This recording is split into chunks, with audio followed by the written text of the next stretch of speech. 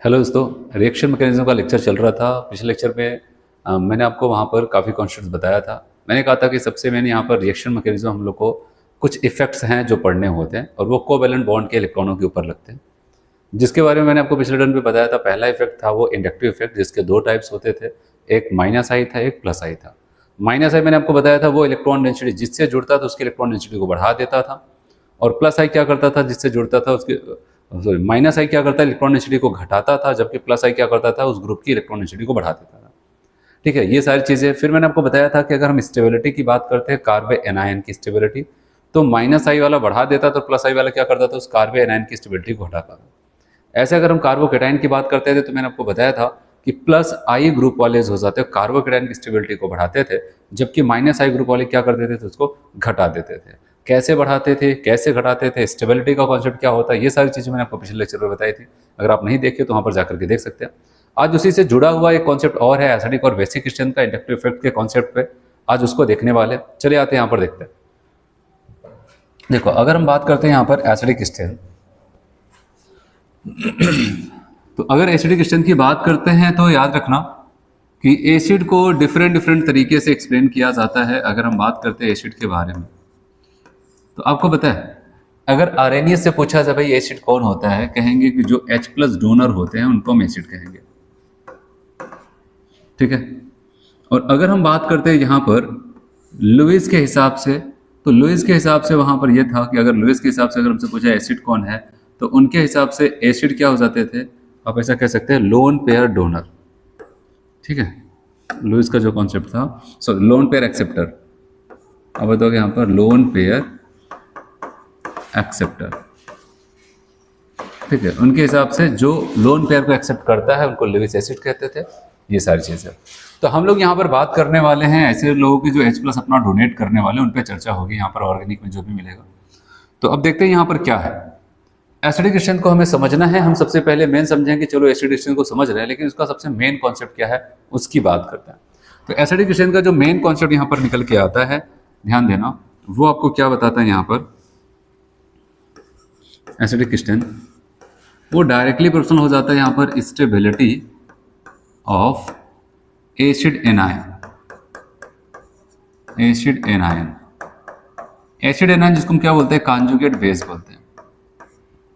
ठीक है, और ये पूछा जाए एनायन की स्टेबिलिटी, ध्यान समझना यहाँ पर क्या होगा। अगर एसिडिक क्रिस्टल को समझना है तो एसिडिक क्रिस्टल में एसिड से पूछा जाए भाई तुम कब अच्छे एसिड बनोगे, कहते देखो मैं कितना अच्छा एसिड हूँ, मेरा एसिडिक क्रिस्टल अच्छा है कि नहीं है, वो सारी बातें डिपेंड करेंगे एसिड का जो एनायन है, ठीक, उसकी स्टेबिलिटी के ऊपर डिपेंड करेगा। जैसे मैं एक सिंपल सा एग्जांपल ले लेता हूँ, फिर आते हैं आगे।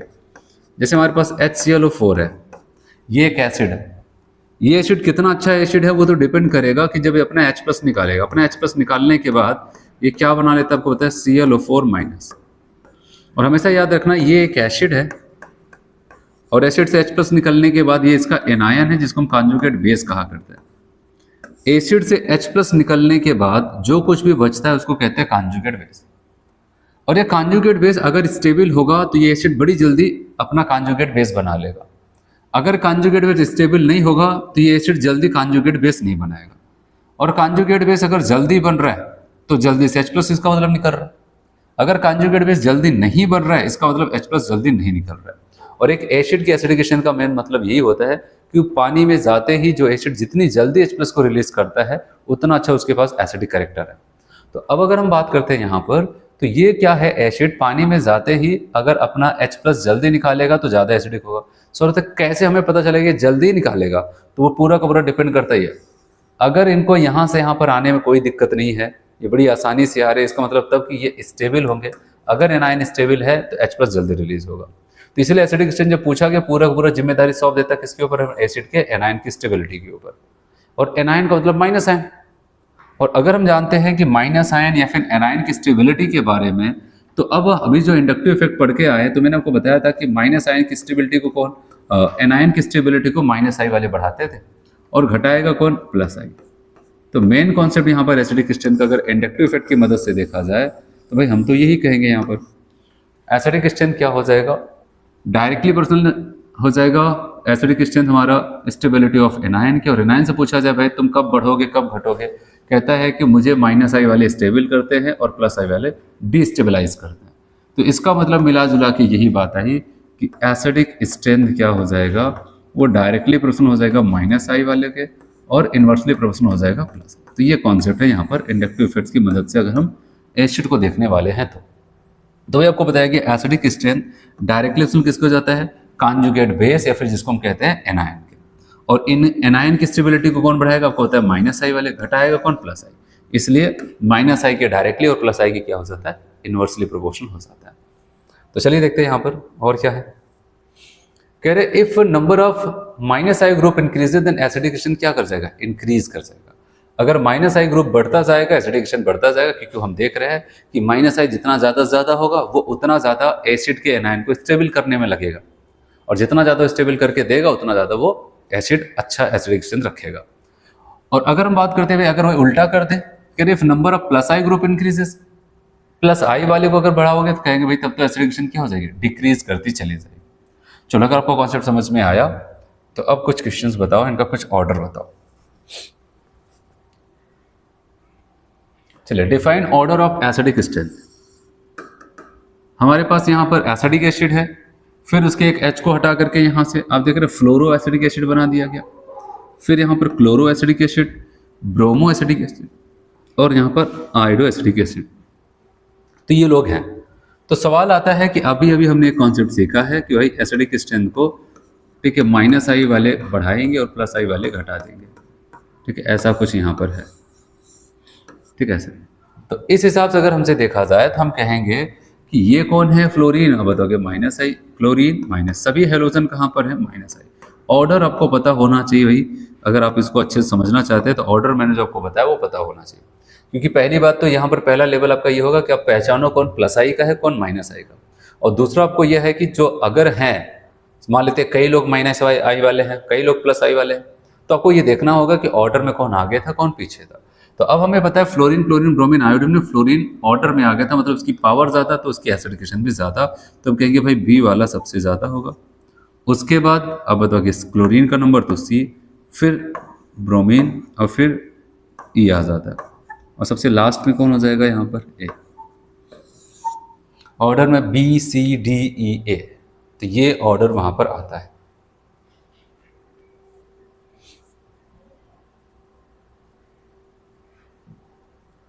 एग्जाम्पल दूसरा यहां पर अगर हम बात करते हैं, और यहां पर अगर हम देखते हैं CH2COH है, ठीक है, यहां पर भी एसिडिक एसिड का ही केस था, उसका एक H हटा करके यहां पर हम देख रहे हैं NH3 प्लस को लगाया गया, यहाँ पर NO2 को, यहाँ पर CN को, यहाँ पर H है और यहाँ पर एक मिथाइल ग्रुप।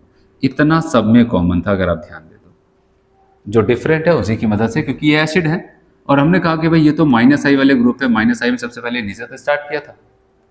और अगर हम बात करते हैं NO2 का मतलब यहाँ पर ये भी तो माइनस आई ग्रुप है, और यहाँ पर CN की बात करते हैं ये भी माइनस आई ग्रुप है।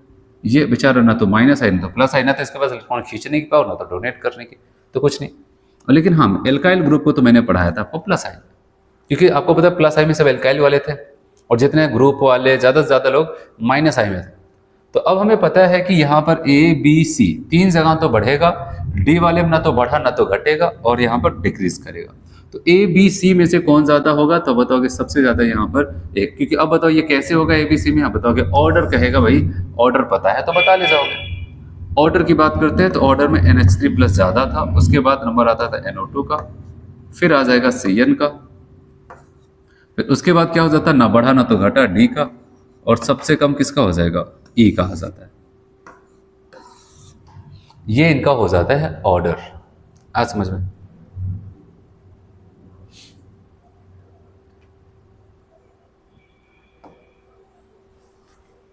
चलो अब देखते हैं यहां पर नेक्स्ट क्वेश्चन।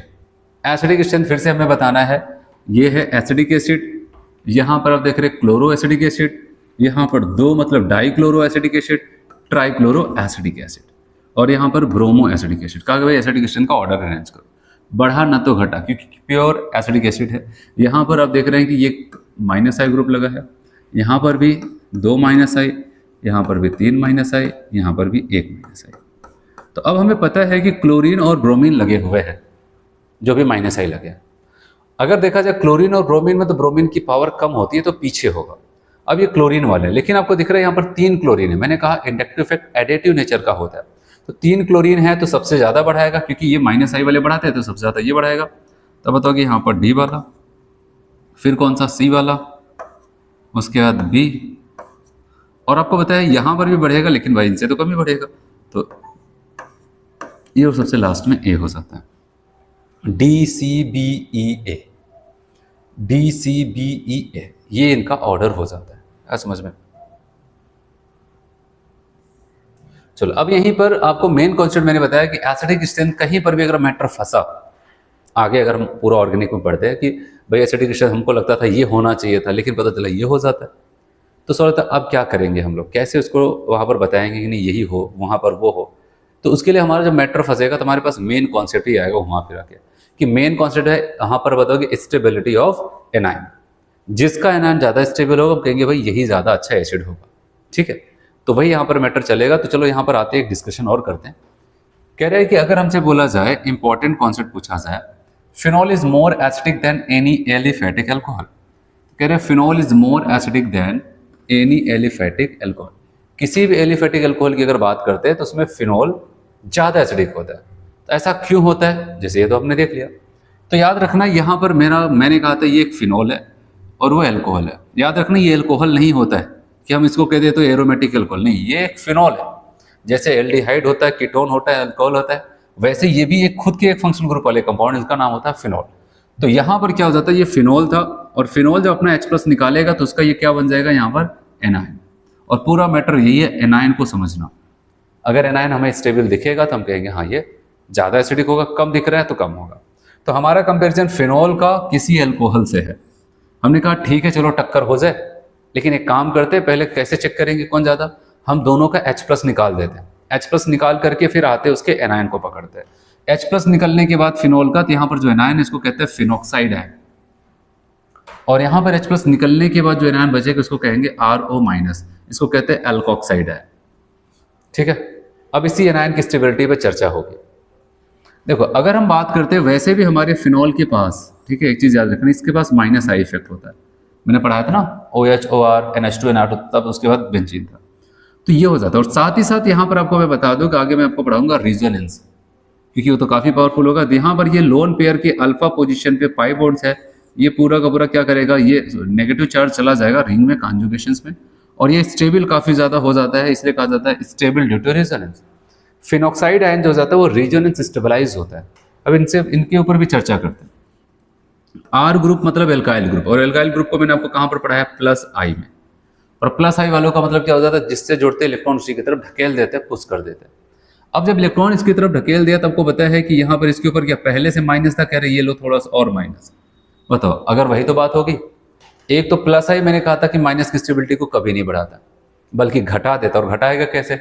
एक तो +I ग्रुप है तो इसकी तरफ इलेक्ट्रॉन और ढकेल देगा, तो यहाँ पर क्या करेगा, पहले से माइनस ले कहेगा थोड़ा सा और माइनस। और आपको पता है अगर माइनस आया और तो चार्ज बढ़ गया, चार्ज बढ़ गया तो एनर्जी बढ़ गई, एनर्जी बढ़ गई तो रिएक्टिविटी बढ़ गई और स्टेबिलिटी घट जाती है। तो यही तो सारी चीज़ें होती है वहाँ पर। तो वही सब कुछ यहाँ पर हुआ है। तो आपको यहाँ पर बताया क्या कि याद रखना ऐसा कुछ हो जाता है। तो एल्कोक्साइड है, कह रहे हैं कि अब्सेंस ऑफ रेजोनेंस। ठीक है, यहाँ पर क्या होता है, रेजोनेंस अब्सेंट होता है, क्योंकि आपको पता है यहाँ पर रेजोनेंस के लिए कंडीशन नहीं पता है, तो आगे मैं आपको पढ़ाऊंगा। और कह रहा है कि एक तो यहाँ पर प्रेजेंट है, तो वो भी कौन सा प्रेजेंट है, +I ग्रुप प्रेजेंट है। प्रेजेंट है तो कौन सा यहाँ पर, +I ग्रुप यहाँ पर प्रेजेंट होता है, जैसा कुछ आपको वहाँ पर देखने को मिलता है। ठीक है, चलो यहाँ पर देखते हैं। तो इसलिए अगर कभी आपसे ऐसा बोला जाए फिनॉल और एक एलिफेटिक एल्कोहल में कौन ज़्यादा एसिडिक होता है, तब बताओगे फिनॉल। क्यों? क्योंकि फिनॉल का जो फिनॉक्साइड आयन होता है वो रेजोनेंस स्टेबलाइज होता है। चलो आपके सामने कुछ क्वेश्चन हैं यहाँ पर। एक क्वेश्चन है, इसका हमें एक ऑर्डर अरेंज करके बताना है, कौन सा ऑप्शन यहाँ पर करेक्ट होगा। कह रहे थे correct acidic order of the following is, correct acidic order of the following is. तो यहाँ पर अगर हम बात करते हैं, देखो ये फिनॉल है, ठीक है, यहाँ पर फिनॉल के साथ है, इसकी पैरा पोजीशन पे क्लोरीन लगा है यहाँ पर। अच्छा, यहाँ पर आप देख रहे हैं ये क्या है, बेंजोइक एसिड है, और यहाँ पर क्या हो जाता है, क्या बताओगे, बेंजोइक एसिड की पैरा पोजीशन पे मिथाइल ग्रुप लगा। अब सवाल है इसमें हम किसको बताएं, तो चलो इस पे मैं थोड़ा सा डिस्कशन करता हूँ, यहाँ पर आपको ध्यान देना है। अब सवाल आता है कि देखो दो ग्रुप हमारे पास फिनॉल वाले हैं, दो ग्रुप कार्बोक्सिलिक एसिड वाले हैं। अब ऐसा नहीं कि हम ये सब नहीं ध्यान दें, यहाँ पर माइनस आई दिखा, यहाँ पर प्लस आई दिखा, यहाँ पर कुछ नहीं, यहाँ पर ऐसे लगा दे, नहीं। याद रखना, अगर सबके सब फिनॉल होते तब तो आसान था ऑर्डर लगाना। सबके सब कार्बोक्सिलिक बेंजोइक एसिड होते तो हम देख लेते वहां पर भाई जो जो ग्रुप लगा उनका नेचर देखते, उसके हिसाब से वहां पर टिक कर देते। लेकिन अब क्या है कि आप बताओगे यहाँ पर तो भाई दो लोग अल्कोहल है, दो लोग कार्बोक्सिलिक एसिड है, अब किसके साथ जाएंगे? तो अब यहाँ पर देखते हैं। तो मैं आपको यहाँ पर एक बात बताता हूँ, याद रखना, ये हुआ COOH और ये रहा हमारा फिनॉल। तो याद रखना जो एसिडिक स्ट्रेंथ होती है बेंजोइक एसिड की काफी ज्यादा होती है, किससे? फिनॉल से। तो बेंजोइक एसिड की जो एसिडिक स्ट्रेंथ हो जाएगी, रहा बेंजोइक एसिड, ये काफी ज्यादा हो जाता है फिनॉल से। फिर आपने कहा कि ऐसा क्यों हो जाता है? क्या यहाँ पर रिजोनेटिंग स्ट्रक्चर ज्यादा होते हैं, क्या यहाँ पर कम होता है? नहीं। याद रखना फिनॉल के केस में रिजोनेटिंग स्ट्रक्चर आपको ज्यादा देखने को मिलता है एनायन का, क्योंकि अगर मैं इनका एनायन बनाऊं, ध्यान से समझना, अगर मैं इनका एनायन बनाऊंगा ऐसे C double bond O single bond O minus, ठीक है ऐसे, और यहां पर अगर हम आते हैं,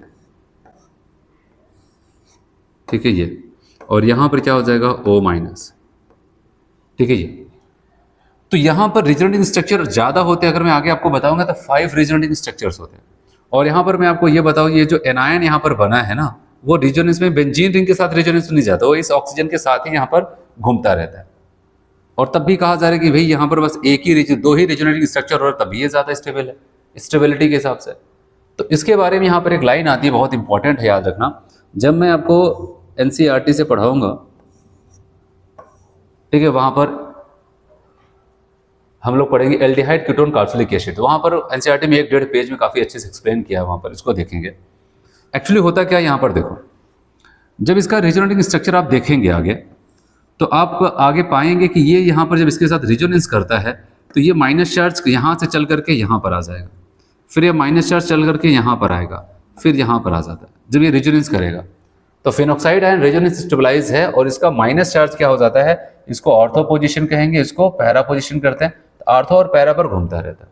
और आपको पता है ये सब जो है वो कार्बन ही तो है, ये जो आपको यहाँ पर दिख रहा है बेंजीन रिंग में कार्बन है।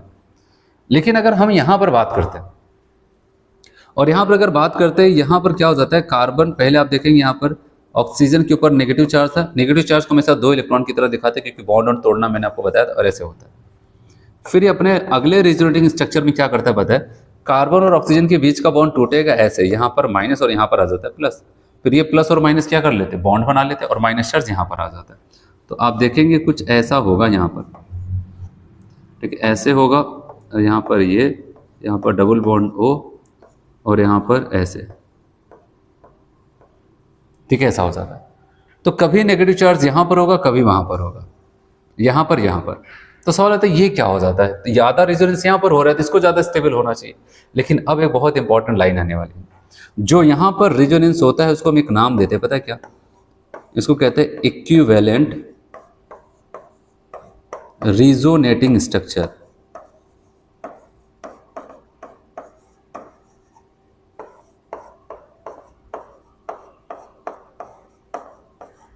इक्विवेलेंट रेजोनेटिंग स्ट्रक्चर, सवाल आता है ये क्या होता है। देखना, अभी आगे चल के जब मैं आपको रेजोनेंस पढ़ाऊंगा तो वहां पर एक स्टेबिलिटी का कॉन्सेप्ट बताऊंगा। हमेशा जो नेगेटिव चार्ज होता है ना, वो चाहता है कि स्टेबिलिटी के हिसाब से देखा जाए, वो चाहता है कि मोर इलेक्ट्रोनेगेटिव एटम के ऊपर ही नेगेटिव चार्ज प्रेजेंट रहे, और लेस के ऊपर अगर पॉजिटिव हो तो लेस के ऊपर पॉजिटिव रहे। लेकिन मोर इलेक्ट्रोनेगेटिव जो एटम होगा किसी भी ग्रुप में, वो चाहेगा तो वो नेगेटिव चार्ज रखे। अगर मैं यहाँ पर बताऊं, यहाँ पर कार्बन रिंग थी और यहाँ पर ऑक्सीजन था, ऑक्सीजन के ऊपर नेगेटिव चार्ज प्रेजेंट था, शुरू में बहुत अच्छी बात है।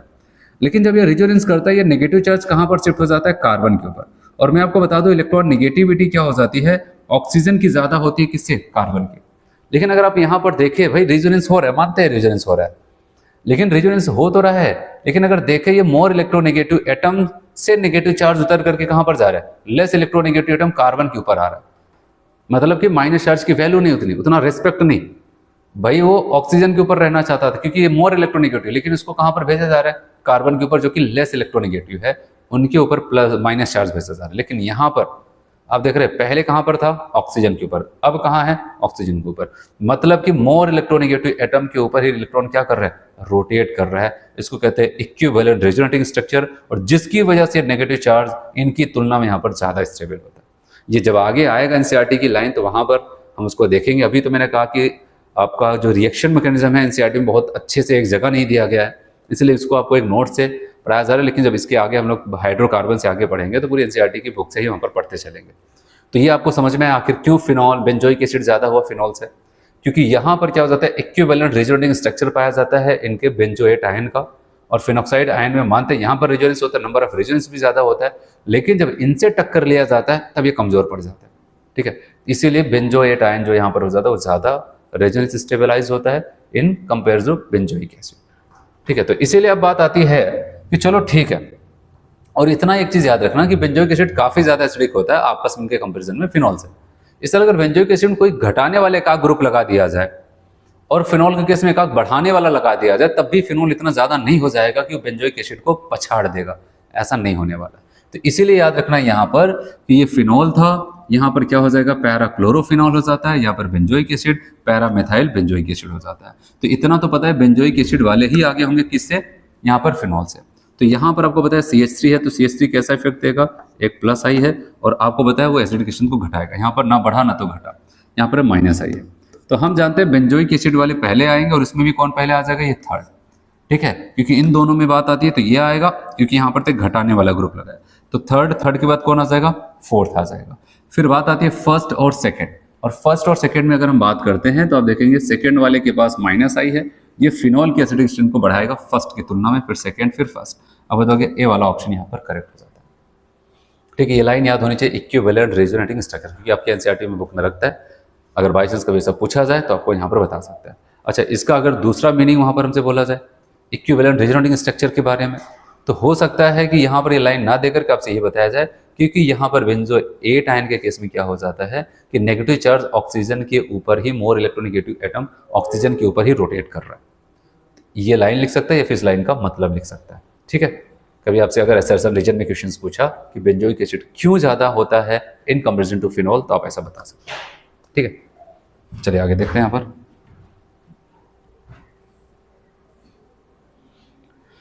तो ये आपको बताया गया benzoic acid is more acidic then phenol, और एसिडिफिकेशन की बात आती है तो बेंजोइक एसिड ज़्यादा होता है फिनॉल से। क्यों, क्योंकि इनके एनायन की बात करते हैं तो इनका जो बेंजोएट आयन हो जाता है वो क्या होता है, फिनॉक्साइड आयन से ज़्यादा रेजोनेंस स्टेबलाइज होता है। फिर मैंने अभी आपको वहाँ पर बताया, आपको लाइन लिखना पड़ेगा, क्योंकि यहाँ पर क्या हो जाता है, इक्विवेलेंट रेजोनेटिंग स्ट्रक्चर। आप बताओगे negative charge more electronegative atom oxygen के ऊपर ही रोटेट करता है, रेजोनेंस करता है। चलो, अब यहाँ पर फॉर्मिक एसिड ये इससे ज़्यादा, लेकिन उससे पहले मैं आपको यहाँ पर पूरा ओवरऑल एक ऑर्डर यहाँ पर लिख देता हूँ। फिर ऑर्डर में बता रहा हूँ, मैं खुद लिखता हूँ यहाँ पर ऑर्डर।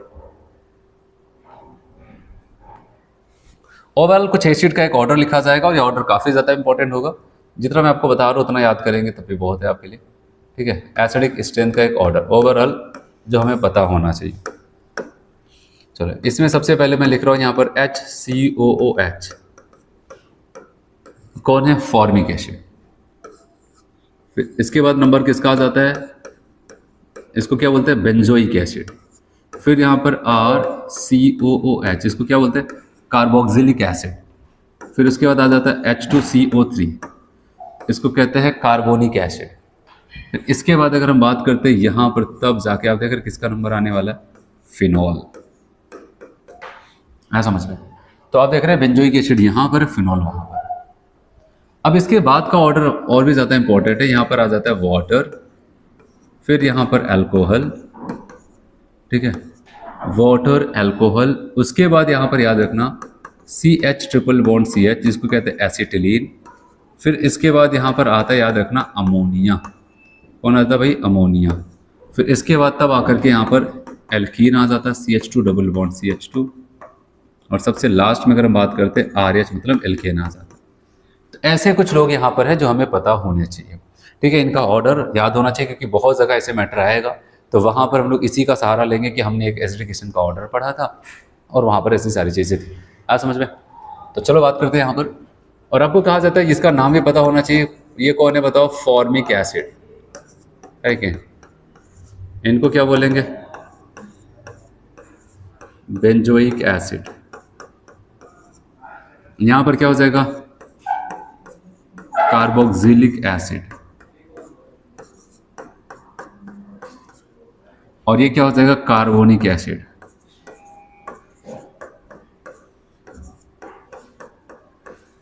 ये क्या हो जाएगा, फिनोल।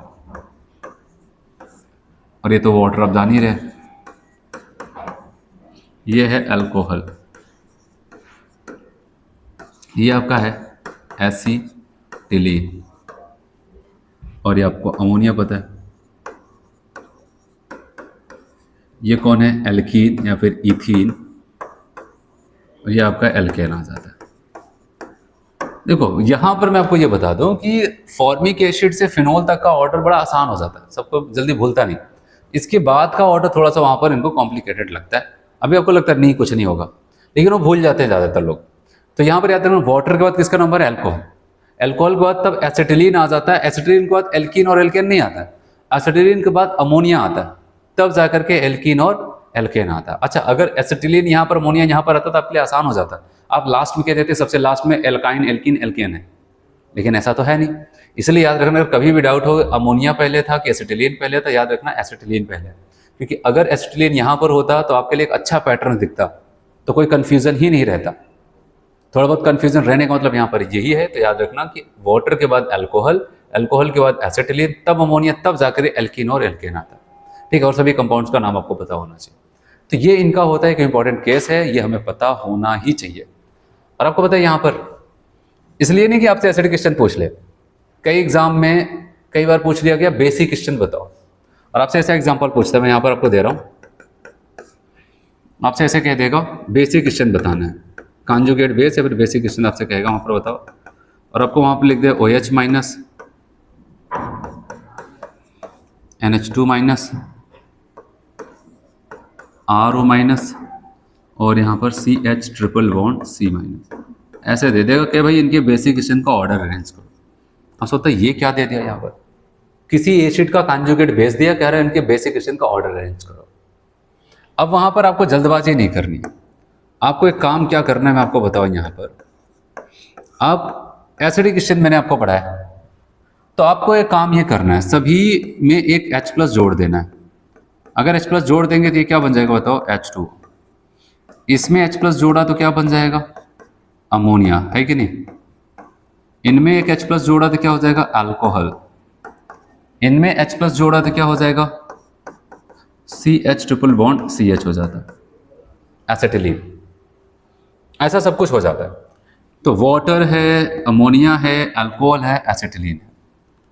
और अगर अब हमें पता चल जाए कि यहाँ पर ये तो हमने जो एसिड का ऑर्डर पढ़ा था वही सारे लोग हैं, इसमें हो सकता है पढ़ने में आपको ना दिखे, लेकिन आपको जल्दबाजी नहीं करना। यहीं पर आपने तुरंत कहा कि नहीं हम लगा देते हैं, लगा ले जाते हो अच्छी बात, लेकिन थोड़ा सा भी डाउट है तो आप एक काम करो, पहले सबको एसिड बना लो, क्योंकि ये सब क्या था पता है, एसिड से H+ निकलने के बाद क्या बना, उसका एनायन ही तो दिया, जिसको हम कॉन्जुगेट बेस कहते हैं। तो बेस का बेसिक क्वेश्चन वहां पर बता देते हैं।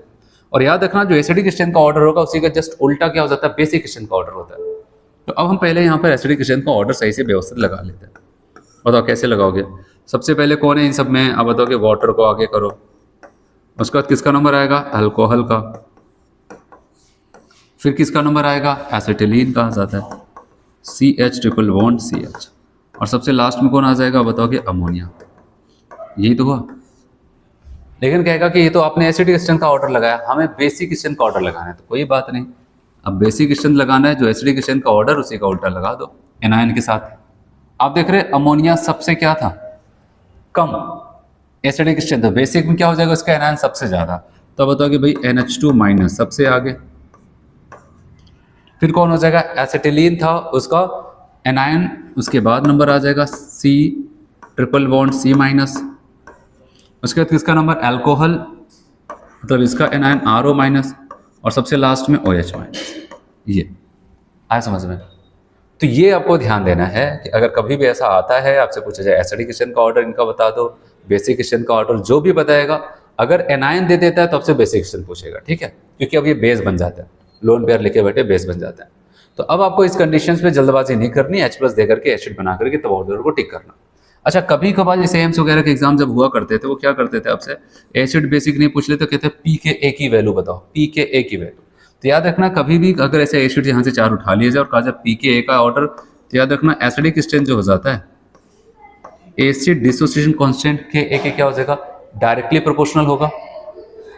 और अगर हम बात करते हैं तो यहाँ पर pKa डायरेक्टली, लेकिन pKa की क्या हो जाएगा, इनवर्सली प्रोपोर्शनल हो जाता है। किसके हो जाएगा, pKa की वैल्यू के इनवर्सली प्रोपोर्शनल होगा। इसलिए कभी अगर आपको यही 4 एसिड 5 एसिड उठा ले और कहेगा मुझे एसिडिक स्ट्रेंथ, मुझे pKa का ऑर्डर बताओ, जो एसिडिक स्ट्रेंथ का ऑर्डर होगा पहले हम एसिडिक स्ट्रेंथ का ऑर्डर लिख लेंगे उनका, उन्हीं का जस्ट उल्टा ऑर्डर क्या हो जाएगा, pKa का ऑर्डर होगा। आया समझ में? तो ये चीज़ याद रखना, अगर कोई एसिड बहुत ज़्यादा स्ट्रॉन्ग है तो उसके pKa की वैल्यू बहुत कम होगी, अगर कोई एसिड बहुत ज़्यादा वीक है तो उसके pKa की वैल्यू बहुत ज़्यादा होगी। तो इसीलिए इनका उल्टा रिलेशन चलेगा, तो जल्दबाजी नहीं करनी, ठीक है। हाँ, Ka की बात करते हैं, ये डिसोसिएशन कांस्टेंट होता है, और ये है जब डिसोसिएशन कांस्टेंट का माइनस लॉग लेते हैं तब pKa बनता है। इसलिए यहाँ पर एसिडिक स्ट्रेंथ के केस में जो मैंने आपको बताया याद रखना है। बताओ आया समझ में?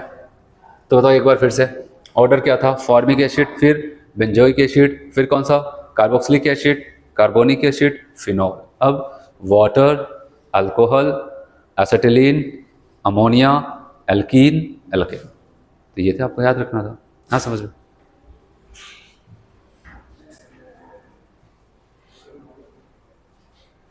चलो भाई, ऑर्डर आपको यहाँ पर बताया गया है कि ऑर्डर ऑफ एसिडिक स्ट्रेंथ यहाँ पर बताया गया, formic acid, benzoic acid, carboxylic acid, carbonic acid, phenol. फिर उसके बाद क्या हो जाता है, water, alcohol, acetylene, ammonia, alkene, alkane. ठीक,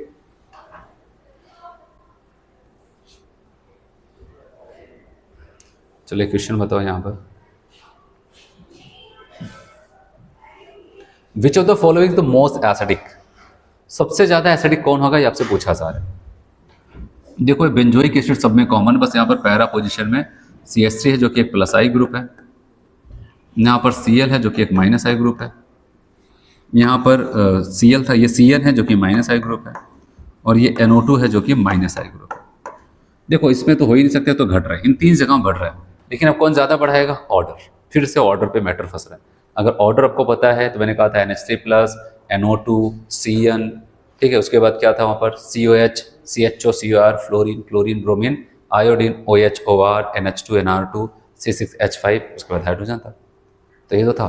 तो इसीलिए याद रखना यहाँ पर कि अब बताओ कि उस हिसाब से NH3+ के बाद NO2 आता था, तो बताओ कि इसी की एसिडिक स्ट्रेंथ सबसे ज़्यादा होगी।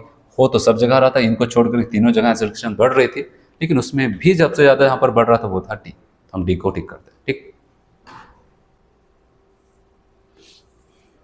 चलो अगला क्वेश्चन यहाँ पर, which of the following is most acidic, ठीक है। यहाँ पर सबसे ज़्यादा एसिडिक कौन होगा, ये इस बार फिनॉल का केस है, और इसकी पैरा पोजीशन पे NO2 जो कि आपको पता है माइनस आई, NH3+ जो कि माइनस आई, ठीक है, Cn जो कि माइनस आई, और Cl माइनस आई। भाई सब लोग बढ़ा रहे हैं, लेकिन अब सवाल आता है हम किसको कहेंगे, हम कहेंगे ऑर्डर। ऑर्डर ही सहारा होगा जो हमें डिसाइड करेगा, दिखाएगा कि आप इस ऑप्शन के पास जाओ। आपको पता है ऑर्डर में सबसे आगे कौन था, ये NH3+, तो हम उसी के साथ जाता है। और यहाँ पर मैंने आपको जो बात बताई वो याद रखना, वो यही था कि concept of acidic strength, acidic strength के डायरेक्टली मतलब एसिडिक स्ट्रेंथ कहीं पर ज़्यादा तो मतलब उसकी K की वैल्यू ज़्यादा, लेकिन pK की वैल्यू कम। और आपको पता है एसिडिक स्ट्रेंथ ज़्यादा तो उसके आयन की स्टेबिलिटी भी क्या हो जाएगी, ज़्यादा, तभी तो उसका एसिडिक स्ट्रेंथ ज़्यादा है। तो ऐसा वहाँ पर कॉन्सेप्ट होता है। चलो यहाँ पर एक क्वेश्चन है, विच of the following has the smallest dissociation constant.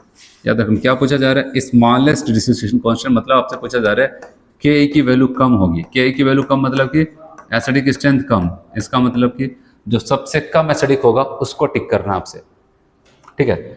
तो बताओ यहाँ पर 1 2 3 कार्बन का एसिड, ये है सबके सब 3 कार्बन के एसिड है। यहाँ पर फ्लोरीन लगा है, यहाँ पर भी फ्लोरीन लगा है, यहाँ पर ब्रोमीन लगा है, और यहाँ पर भी ब्रोमीन लगा। अब आपको बताया कि फ्लोरीन की पावर ज़्यादा होती है किससे, ब्रोमीन से। फ्लोरीन की पावर क्या हो जाती है, वो ज़्यादा होती है ब्रोमीन से।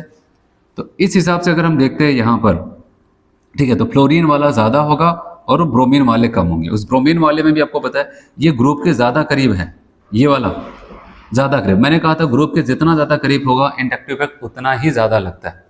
ग्रुप के जितना ज़्यादा करीब होगा उतना ज़्यादा इंडक्टिव इफेक्ट लगता है, और जो जितना ज़्यादा दूर होगा उतना कम लगेगा। इसलिए आप देख रहे हैं यहाँ पर ये ज़्यादा दूर है तो इफेक्ट कम लगाएगा, मतलब एसिडिक स्ट्रेंथ को बढ़ाएगा तो, लेकिन इन सभी की तुलना में सबसे कम। तब कहेंगे भाई तो सबसे कम एसिडिक ये होगा, मतलब सबसे कम डिसोसिएशन कांस्टेंट की वैल्यू इन्हीं की ही आएगी। ठीक। तो ये था यहाँ पर इंडक्टिव इफेक्ट की मदद से बेसिक एसिडिक को समझना। अभी एसिडिक में आपको फिर से समझाऊंगा जब हम लोग पूरा पूरा चारों इफेक्ट खत्म कर देंगे, तब लास्ट में मीजोमेरी, क्योंकि वहां पर इंडक्टिव इफेक्ट और मीजोमेरी इफेक्ट दोनों को मर्ज करके तब वहां पर कॉन्सेप्ट को समझेंगे। ठीक है, वो और भी अच्छे अच्छे क्वेश्चन वहां पर बनेंगे। अभी के लिए एकदम बेसिक बेसिक के क्वेश्चन यहाँ पर बने जिसमें केवल इंडक्टिव इफेक्ट की मदद से ही क्वेश्चन सॉल्व हो जाए। चलो बात करते हैं बेसिक स्ट्रेंथ कॉन्सेप्ट। अगर बेसिक क्वेश्चन के कॉन्सेप्ट की हम बात करते हैं तो यहाँ पर समझना बेस को भी ठीक है अलग अलग तरीके से वहां पर एक्सप्लेन किया गया है। तो आर्हेनियस के हिसाब से जो H+ डोनर OH- डोनर होंगे उसको बेस कहेंगे। और यहाँ पर अगर बात करते हैं ब्रॉन्स्टेड लोरी के हिसाब से जो H+ को एक्सेप्ट करेंगे वो बेस हो जाएंगे। और यहाँ पर लिविस के हिसाब से बोला जाए तो उनका कहना था जो इलेक्ट्रॉन पेयर को डोनेट करेंगे वो बेस हो जाते हैं। यहाँ पर जब हम चर्चा करेंगे हम इनके हिसाब से यहाँ पर इस बात पे ज़्यादा फोकस करेंगे जो इलेक्ट्रॉन पेयर को डोनेट करते हैं, ठीक है, उनको हम बेस कहने वाले। अब इलेक्ट्रॉन पेयर को डोनेट करने का मतलब यहाँ पर आ जाता है, अगर एक बेस चाहता है कि मैं चाहता हूँ कि अच्छे से इलेक्ट्रॉन पेयर डोनेट करो, याद रखना जितना अच्छे से इलेक्ट्रॉन पेयर को डोनेट करेगा उतना अच्छा उसके पास क्या आ जाएगा, बेसिक स्ट्रेंथ। तो बेस से पूछा गया भाई तुम कब अच्छे बेस बनोगे, कहता है जब मेरे पास इलेक्ट्रॉन डेंसिटी अच्छी होगी। क्या बोला, इलेक्ट्रॉन डेंसिटी। कह रहे कि एक अच्छा बेस बनने का मतलब इलेक्ट्रॉन उठा करके इलेक्ट्रॉन डेंसिटी किसी को दे देना, डोनेट करना। और बताओ जब कोई चीज़ आपको अगर आप ही से कह दिया जाए कोई चीज़ डोनेट कर रही है, आपको पैसे डोनेट कर रहे हैं, आप कब डोनेट कर पाओगे, जब आपके पास पैसे होंगे तभी तो कर सकते हो, आप किसी से कर्जा लेकर के थोड़ी डोनेट करेंगे। तो अब वहाँ पर क्या हो जाता है जब आपके पास वो चीज़ें हों। अब अगर एक बेस अच्छा बेस बनना चाहता है तो तभी बन सकता है जब इलेक्ट्रॉन डेंसिटी को क्या करे, वहाँ पर डोनेट करें। और डोनेट तब करेगा जब उसके पास इलेक्ट्रॉन डेंसिटी हो, ठीक है। तो इसलिए बताया बेसिक स्ट्रेंथ डायरेक्टली प्रश्न हो जाएगा इलेक्ट्रॉन डेंसिटी के, और साथ ही साथ इलेक्ट्रॉन डेंसिटी। कुछ लोग ऐसे होते हैं इलेक्ट्रॉन डेंसिटी अच्छी खासी रख लेते हैं लेकिन उसको आसानी से डोनेट नहीं करा पाते, इसलिए यहाँ पर एक टर्म और होता है ईजियर अवेलेबिलिटी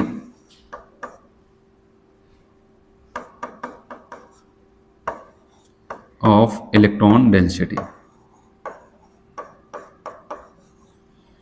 कहता है एक बेसिक स्ट्रेंथ डायरेक्टली प्रश्न हो जाएगा इलेक्ट्रॉन डेंसिटी के, और ये डायरेक्ट प्रश्न हो जाएगा easier availability of electron density के। और यहाँ पर अगर हम बात करते हैं कि कितने अच्छे से डोनेट करेगा, फिर कौन है इंडक्टिव इफेक्ट में से जो इलेक्ट्रॉन डेंसिटी बढ़ाता है, कौन घटाता है, तो हमें पता है कि प्लस आई वाले क्या करते हैं, बढ़ाते हैं, और माइनस आई वाले क्या कर जाते हैं, घटाते हैं। तो अब यहाँ पर जो कॉन्सेप्ट निकल के आएगा कुछ वो ऐसा होगा, ठीक है। बेसिक स्ट्रेंथ डायरेक्टली प्रश्न हो जाएगा इलेक्ट्रॉन डेंसिटी के, और आप बताओगे यहाँ पर easier availability of electron density, मतलब डायरेक्ट प्रश्न प्लस आई और इन्वर्सली हो जाएगा माइनस आई के। तो ऐसा कुछ यहाँ पर होता है, आया समझ में। तो इसीलिए याद रखना कि अब हमने यहाँ पर कहा कि इसका मतलब ये बेसिक स्ट्रेंथ चाहते थे, बेस इलेक्ट्रॉन डेंसिटी चाहते थे, और इलेक्ट्रॉन डेंसिटी की जिम्मेदारी बढ़ाने के लिए प्लस आई आ रहा है और घटाने के लिए माइनस है। इसलिए ओवरऑल अगर कॉन्सेप्ट की बात करते हैं तो बेसिक स्ट्रेंथ आप बताओगे प्लस आई के डायरेक्टली और माइनस आई के इनवर्सली प्रोपोर्शनल हो जाता है, ठीक है। तो बताओ कि बेसिक स्ट्रेंथ क्या हो जाता है, यहाँ पर प्लस आई के डायरेक्टली और माइनस आई के इनवर्सली हो जाता है। तो इसका मतलब जैसे जैसे जितना ज्यादा ज्यादा प्लस आई ग्रुप लगाओगे उतना ज्यादा उसकी बेसिक स्ट्रेंथ देखने को मिलेगी। चलिए बात करते हैं, यहाँ पर आपको यही स्टेटमेंट देता है भाई जो मैंने रीड करा है, if number of plus I group increases then basic strength increases, if number of minus group increases then basic strength decreases. भाई अगर माइनस वाले को लाओगे तो घटा देगा, लेकिन प्लस वाले को बढ़ाओगे तो बढ़ जाएगा। और main concept of basic strength आपको ये कह रहा है भाई, मेन कॉन्सेप्ट कह रहा है कि greater the electron density greater is the basic strength. बस मेन की पॉइंट्स अगर आप पकड़ोगे पूरा ऑर्गेनिक के बेसिस जो हैं उनका बेसिक स्ट्रेंथ आसानी से बता सकते हो। और जैसे बेस के एसिड के लिए बताया आपको बस की पॉइंट वो था स्टेबिलिटी ऑफ एनायन, के लिए कह रहे हैं इलेक्ट्रॉन डेंसिटी। अगर ये लाइन आपको याद होगी, कहीं पर भी मैटर फंसेगा तो आप इसी की मदद से उसको सॉल्व करेंगे। तो चलिए यहाँ पर इसका मतलब मिला जुला के कॉन्सेप्ट ये आया कि बेसिक स्ट्रेंथ डायरेक्टली प्रश्न हो जाएगा इलेक्ट्रॉन डेंसिटी के, और साथ ही साथ यहाँ पर इलेक्ट्रॉन डेंसिटी के साथ साथ वहाँ पर easier availability of electron density, बड़ी आसानी से किसी को उपस्थित किसी को दे सके, आसानी से डोनेट करा सके इलेक्ट्रॉन डेंसिटी को, ये भी वहाँ पर आपको ध्यान देना। चलो अब मैं आपको यहाँ पर इसके लिए कुछ और कॉन्सेप्ट साथ साथ यहाँ पर बताता हूँ बेसिक स्ट्रेंथ का, ठीक है, वो भी हमें ध्यान देना है। कह रहे फैक्टर अफेक्टिंग बेसिक स्ट्रेंथ, कह रहे हैं कि आई इफेक्ट, कई फैक्टर्स होंगे, और आई इफेक्ट में अगर हम बात करते हैं तो हमने ये सीखा अभी कि प्लस आई वाले बढ़ाते हैं और माइनस आई वाले घटाते हैं। साथ ही साथ यहीं पर अगर मैं आपको कह दूं कि जब हम एसिडिक स्ट्रेंथ की बात करते थे, एसिडिक स्ट्रेंथ की बात कर रहे थे, तो यहाँ पर भी अगर हम देखते हैं इंडक्टिव इफेक्ट, हम कहते थे भाई एसिडिक स्ट्रेंथ क्या हो जाएगा, माइनस आई के डायरेक्टली था और प्लस आई के क्या हो जाता था, इनवर्सली। हालांकि दोनों का मकसद अलग था। एसिड कहता था मुझे अपना एनायन स्टेबल करना है और बेस कहता है मुझे इलेक्ट्रॉन डेंसिटी चाहिए। ठीक है, तो इसीलिए यहाँ पर आप बताओगे इलेक्ट्रॉन डेंसिटी बढ़ाने का काम ये करते हैं, घटाने का ये, और एनायन को स्टेबल करने का काम ये करते हैं, घटाने का है। इसलिए माइनस आई के डायरेक्टली और ये प्लस आई के डायरेक्टली।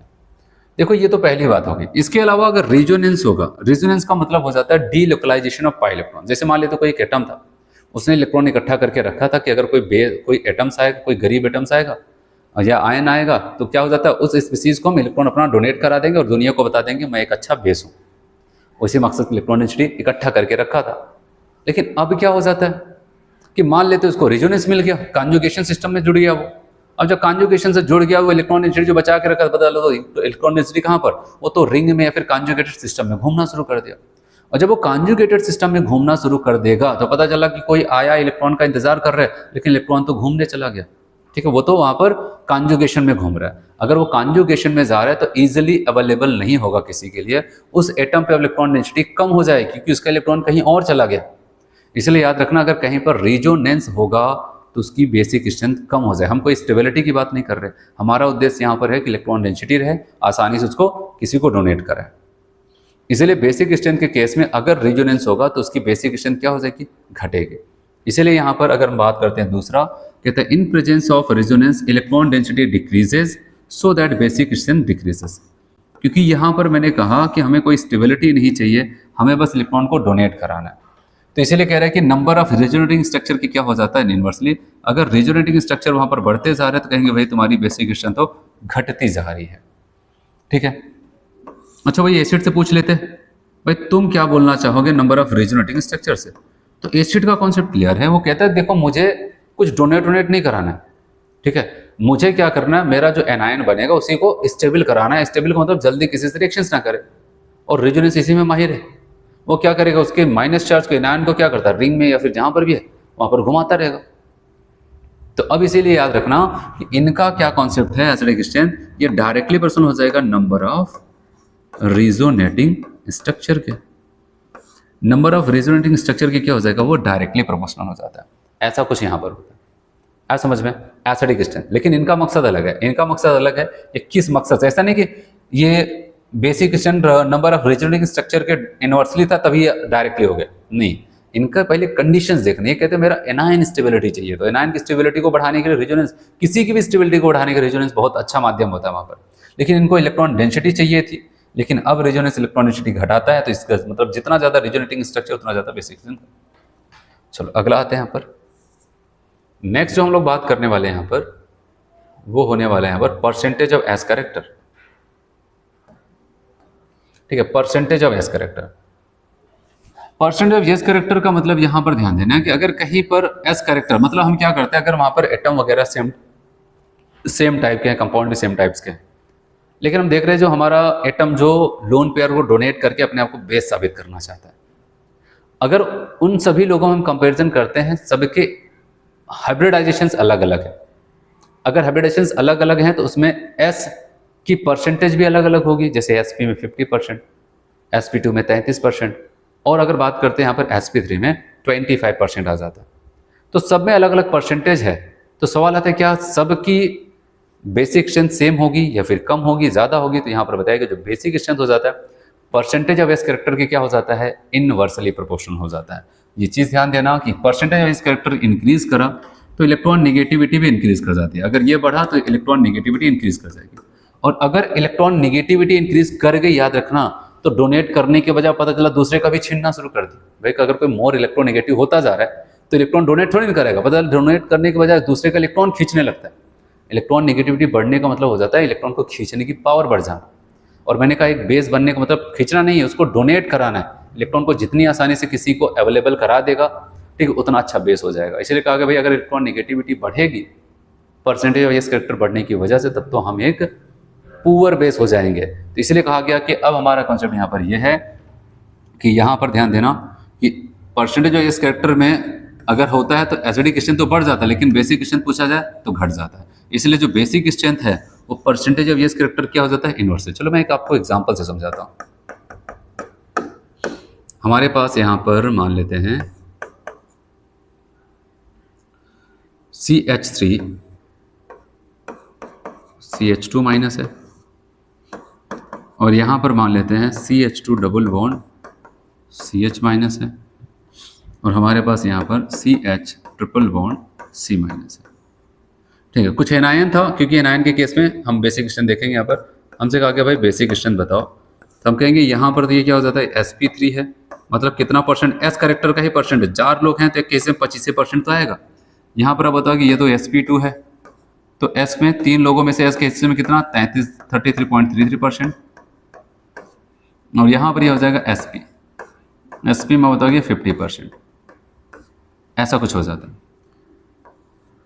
अब क्या हो जाता है यहाँ पर, अगर हम देखें, ये कह रहे भाई तो मैं तो इनवर्सली प्रोपोर्शनल हूँ, इनवर्सली प्रोपोर्शनल है तो बताओगे सबसे कम जहाँ पर वहीं पर ज़्यादा, तो यहाँ पर सबसे ज़्यादा, फिर यहाँ पर, और जहाँ पर सबसे ज़्यादा परसेंटेज है वहाँ पर सबसे कम, तो ऐसा कुछ हो जाता है। अच्छा, यहीं पर लगे हाथों अगर हम बेसिक एसिडिक क्वेश्चन पे भी चर्चा करें, तो एसिड से पूछा कि तुम अपना बताओ, वो तो कहता है मैं तो परसेंटेज ऑफ एस करेक्टर के डायरेक्टली प्रोपोर्शनल हो जाऊंगा। अब सवाल आते क्या ये ऐसा तो नहीं कर रहे जो बेसिक क्वेश्चन में उल्टा उसी का हम सीधे हो जाएंगे? भाई हो रहा है, हिसाब बैठ रहे तो अच्छी बात है, लेकिन यहाँ पर इनका मकसद अलग है। ये अपने एनायन को स्टेबल करना चाहते हैं, और एनायन मैंने कहा था जितना मोर इलेक्ट्रोनेगेटिविटी आएगी एनायन उतना ज़्यादा स्टेबल होता जाएगा। जिस एटम के ऊपर वो एनायन प्रेजेंट है, अगर वो जितना ज़्यादा इलेक्ट्रॉन नेगेटिव होता जाएगा उसकी स्टेबिलिटी उतनी बढ़ती चली जाती है। इसलिए यहाँ पर बताओ कि परसेंटेज ऑफ यस करेक्टर के बढ़ने पर इलेक्ट्रॉन नेगेटिविटी बढ़ती है और एसिडिक भी बढ़ जाता है। एग्जाम्पल मैं आपको यहाँ पर एक बताऊँ तो आप यहाँ पर ये कहेंगे CH3 सिंगल बॉन्ड CH3 है, फिर CH2 डबल बॉन्ड CH2 है, फिर CH ट्रिपल बॉन्ड CH है। ऐसा आप देख रहे हैं, ये sp3 हाइब्रिडाइज वाले कार्बन है, ये sp2 वाले हैं, और यह बताओगे यहाँ पर sp वाले हैं। और यहाँ पर मैं आपको यहाँ पर ये बता दूँ कि यहाँ पर 25% पाया जा रहा है भाई, और यहाँ पर 33%, 33%, और यहाँ पर 50%। और अभी जो ओवरऑल ऑर्डर भी मैंने आपको एसिड का बताया था, याद है? तो मैंने आपको बताया था वाटर, फिर अल्कोहल, फिर एसिटिलीन, फिर अमोनिया, फिर एल्केन, फिर एल्केन आया था। तो उस हिसाब से भी वहाँ पर इसी बेसिस पे उसको ऑर्डर को बताया गया। तो एसिडिक क्वेश्चन यहाँ पर अगर हम देखेंगे तो बताओगे इनसे ज़्यादा ये, फिर ये, सबसे ज़्यादा ये हो जाएगा। एल्काइन सबसे ज़्यादा एसिडिक होता है, फिर एल्कीन, फिर एल्केन होता है। तो परसेंटेज ऑफ यस कैरेक्टर के बेसिक क्वेश्चन इनवर्सली, जबकि हमारा एसिडिक क्वेश्चन क्या हो जाता है, डायरेक्टली होता था। एक एक एग्जाम्पल भी मैंने आपको यहाँ पर बताया, आप इसको नोट कर लीजिएगा वहाँ पर। चलो यहाँ पर एक दो और कॉन्सेप्ट हैं जिसकी जरूरत वैसे यहाँ पर तो नहीं है, लेकिन देख लेते हैं। ठीक है, इनऑर्गेनिक का हिस्सा रहेगा, लेकिन यहाँ पर देख लेते हैं इसको।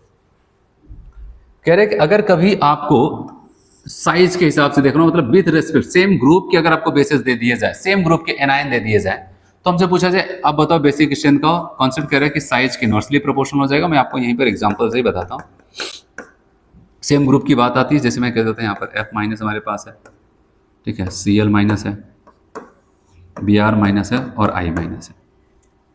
अब इस हिसाब से अगर देखा तो हमसे कहा जाए बेसिक क्वेश्चन, आपको पता है ये क्या थे, ये सब के सब F माइनस Cl में जो एनायन है उनको हम एज अ बेस की तरह यहाँ पर ट्रीट करेंगे, कांजुगेट बेस, क्योंकि ये HF का, ये HCl का, HBr का, HI का कांजुगेट बेस। अब इनकी बेसिक क्वेश्चन का ऑर्डर लगाना है, तो हमें पता है साइज में सबसे बड़ा कौन है, आयोडीन, क्योंकि ग्रुप में सबसे नीचे, फिर ब्रोमीन, फिर आयोडीन। जिसकी साइज सबसे बड़ी उसकी एसिडिक क्वेश्चन बेसिक क्वेश्चन सबसे कम, और जिसका सबसे कम उसका सबसे ज्यादा। इसका मतलब यहाँ पर ऑर्डर ऐसे होगा। कभी ऐसे लोगों में आपको दे दिया जाए तब आपके लिए यहाँ पर ये होगा, ठीक है। और यहीं पर अगर मैं आपको ऐसा कह दूं कि चलो अगर वही हमारे पास एसिडिक क्वेश्चन पूछा जाता है तो इसी कॉन्सेप्ट के साथ, तो उस कंडीशन में कहता है एसिडिक क्वेश्चन डायरेक्टली पसंद हो जाएगा साइज के। अब मैं एग्जांपल समझाता हूं। HF है, HCl है, HBr है, और HI है। अब यहाँ पर अगर एसिडिक क्वेश्चन देखना हो तो देखना, अगर यहाँ पर एसिडिक क्वेश्चन देखना है तो कह रहे हैं साइज के डायरेक्टली प्रोपोर्शनल, और साइज जितनी ज्यादा उतनी ज्यादा एसिडिक क्वेश्चन। आपको पता है फ्लोरीन से बड़ी साइज क्लोरीन की, इनसे बड़ी है ब्रोमीन की, और सबसे बड़ी आयोडीन की। तो ये यहाँ पर इनके एसिडिक क्वेश्चन का ऑर्डर आ जाता है, समझ में। तो चलिए अब बात करते हैं इलेक्ट्रॉन नेगेटिविटी और विथ रिस्पेक्ट टू पीरियड। अगर सेम पीरियड के बेसिस दे दिए जाए, वहां पर हमसे पूछा जाए, तो वहां पर बताया गया इलेक्ट्रॉन नेगेटिविटी की क्या हो जाता है, इनवर्सली प्रोपोर्शनल हो जाता है। चलो जैसे एग्जांपल की अगर मैं बात करूं, यहाँ पर मान लेते हैं हमारे पास यहाँ पर CH3 माइनस है, फिर यहाँ पर NH2 माइनस है, OH माइनस है, और F माइनस है। अगर ये जो भी एनायन अगर आप देखिए कार्बन का, ये नाइट्रोजन का, ये ऑक्सीजन का और ये फ्लोरीन का है, तो है सब सेम पीरियड के, सेकेंड पीरियड के। और यहाँ पर अगर बेसिक क्वेश्चन देखा जाए, कभी ऐसा मैटर आए, तो आपको पता है इलेक्ट्रॉन नेगेटिविटी की क्या है, इन्वर्सली। तो इलेक्ट्रॉन नेगेटिविटी अगर क्या हो जाता है, जिसकी ज़्यादा होगी भाई उनकी बेसिक क्वेश्चन कम। और आपको पता होना चाहिए इलेक्ट्रॉन नेगेटिविटी का अगर मैं ऑर्डर यहाँ पर बताऊँ, तो पीरियड में लेफ्ट टू राइट जाने पर इलेक्ट्रॉन नेगेटिविटी क्या हो जाती है, वो बढ़ती चली जाती है। ये हर किसी को पता होना चाहिए। तो अगर फ्लोरीन सबसे ज़्यादा इलेक्ट्रोनेगेटिव है तो उसका बेसिक सबसे कम, कार्बन सबसे कम तो उसकी बेसिक सबसे ज़्यादा। तो ऐसा कुछ यहाँ पर ऑर्डर आ जाता। अब यही सेम चीज़ अगर मैं यहाँ पर आऊँ, ठीक है, यहाँ पर और यहाँ पर हम बात करते हैं एसिडिक क्वेश्चन पे, इन्हीं से जुड़ा हुआ कॉन्सेप्ट एसिडिक क्वेश्चन। कह रहे अगर सेम पीरियड के हैं तो कह रहे भाई मैं तो इलेक्ट्रॉन नेगेटिविटी के डायरेक्टली हो जाता हूँ। जैसे एग्जाम्पल मैं आपको बताऊँ, यहाँ पर CH4NH3, उसके बाद यहाँ पर H2O, फिर यहाँ पर HF, ये सब के सब हाइड्रा एसिड है। अगर यहाँ पर एसिडिकेशन का ऑर्डर हमसे पूछा जाए, हम कहेंगे जो ज़्यादा इलेक्ट्रोनेगेटिव होगा वो ज़्यादा एसिडिक होगा। तो अब यहाँ पर ये कार्बन, नाइट्रोजन, ऑक्सीजन सबके सब सेम पीरियड के ही तो हैं। और आपको पता है लेफ्ट टू राइट जाने पर इलेक्ट्रोनेगेटिविटी बढ़ती है तो एसिडिकेशन भी बढ़ जाती है। तो मैंने आपको यहाँ पर एसिडिक और बेसिक क्वेश्चन के बारे में कुछ बताया, ठीक है। बेसिक क्वेश्चन के बारे में मैंने आपको बताया यहाँ पर कैसे कि वो प्लस आई के डायरेक्टली माइनस आई के इन्वर्सली हो जाता था, नंबर ऑफ रेजोनेटिंग स्ट्रक्चर के इन्वर्सली हो जाता था, परसेंटेज ऑफ यस करेक्टर के इन्वर्सली हो जाता था। उसके बाद आपको बताया था अगर सेम ग्रुप के लोग हैं तो वहाँ पर साइज के इन्वर्सली, सेम पीरियड के हैं तो वहाँ पर भी इलेक्ट्रॉन नेगेटिविटी के इन्वर्सली, और इसी का जस्ट उल्टा वहाँ पर एसिडिक क्वेश्चन पे हो जाता था, ठीक है। तो ये था एसिडिक और बेसिक क्वेश्चन का जो मैंने आपको कॉन्सेप्ट बताया यहाँ पर। चलो अब यहाँ पर देखते हैं।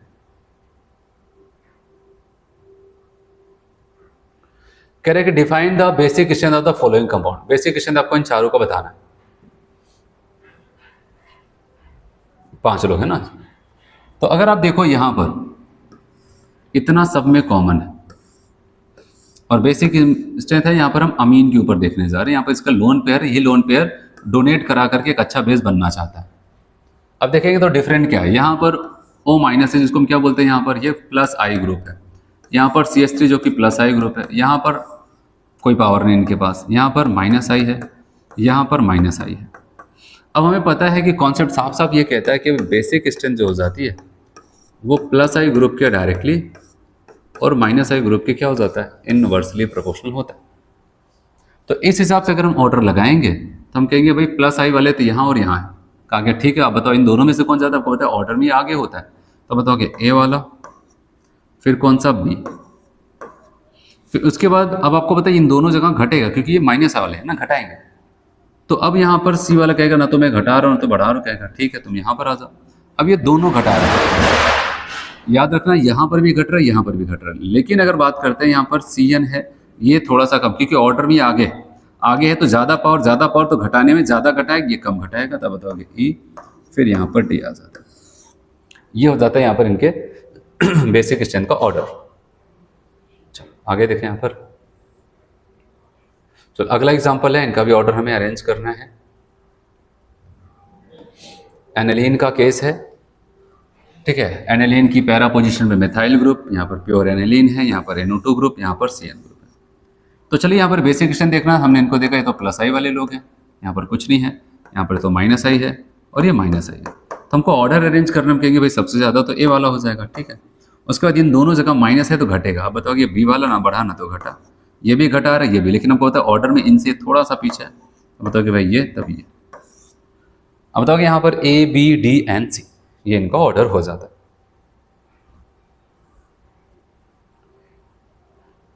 चलो अब यहाँ पर बात करते हैं कि अगर हमसे यहाँ पर बोला जाए कि बताओ यहाँ पर first, second, third, fourth and fifth 5 reason यहाँ पर लोग हैं और हमसे कहा गया इनका एक बेसिक क्वेश्चन का ऑर्डर सही से अरेंज करके बताओ। और हमेशा याद रखना कहीं पर रिजोनेंस हो रहा है तो वो बहुत ही पावरफुल इफेक्ट होता है, तो वहाँ पर क्या हो जाएगा कि बेसिक क्वेश्चन सबसे कम होती है। तो अब इनको हम कैसे अरेंज करेंगे तो मैं आपको बताऊँ। यहाँ पर अगर आप देखोगे ये लोन पेयर, इसके ऊपर जो है लोन पेयर, ठीक है, यहाँ पर अल्फा पोजीशन पे पाई बॉन्ड है तो ये कॉन्जुगेशन में जाएगा और यहाँ पर रिजोनेंस होगा। और यहाँ पर इसके रिस्पेक्ट में, इस लोन पेयर के रिस्पेक्ट में आप इस कार्बन को देखें, अल्फा पाई बॉन्ड है तो रिजोनेंस में। 4th और 5th वाले में रिजोनेंस पाया जा रहा है, इनको सबसे पीछे लाइन में कहते हैं, तुम सबसे पीछे खड़े रहो, अभी और लोगों को चेक किया जाए। सवाल आता है क्या यहाँ पर रेजोनेंस होगा? नहीं। यहाँ पर क्या ये लोन पेयर रेजोनेंस में जाएगा? आप सोच के बताओ जाएगा कि नहीं। तो मैंने इसको आपको बताया है ये नहीं जाता है, ठीक है। तो बताओगे क्योंकि यहाँ पर लोन पेयर जिस एटम के ऊपर प्रेजेंट है वो खुद पाई बॉन्ड से जुड़ा है, तो इसका कॉन्जुगेशन में नहीं होगा, ये कॉन्जुगेशन में नहीं जाएगा, ठीक है, मतलब रेजोनेंस नहीं करेगा। और यहाँ पर भी आप देखेंगे कोई कॉन्जुगेशन नहीं है, केवल लोन पेयर है, तो ये भी नहीं जाएगा। तो ऊपर के जो फर्स्ट, सेकंड और थर्ड है कोई भी रेजोनेंस नहीं कर रहा है, मतलब लोन पेयर। यहाँ पर देखो ये तीनों बॉन्ड रेजोनेंस कर रहे हैं, उनसे हमें कोई मतलब, हमारा टारगेट ये है ना कि बेस बनना इस नाइट्रोजन को है, तो यहाँ पर इस अपने लोन पेयर को डोनेट करना चाहता है। तो फर्स्ट, सेकंड और थर्ड में लोन पेयर कहीं पर भी कॉन्जुगेशन में नहीं जा रहा है, जबकि फोर्थ और फिफ्थ में कॉन्जुगेशन में जा रहा है। यहाँ पर तो बेस बनने के चांसेस काफी कम होने लगते हैं। अब इन तीनों में देखते हैं कैसे डिसाइड करेंगे। अब कैसे देखा जाए बताओ, ये भी कार्बन से जुड़ा है, नाइट्रोजन कार्बन से जुड़ा है, कार्बन से जुड़ा है, तो हमने कहा एक काम करते हैं, हम इनका हाइब्रिडेशन निकालते हैं।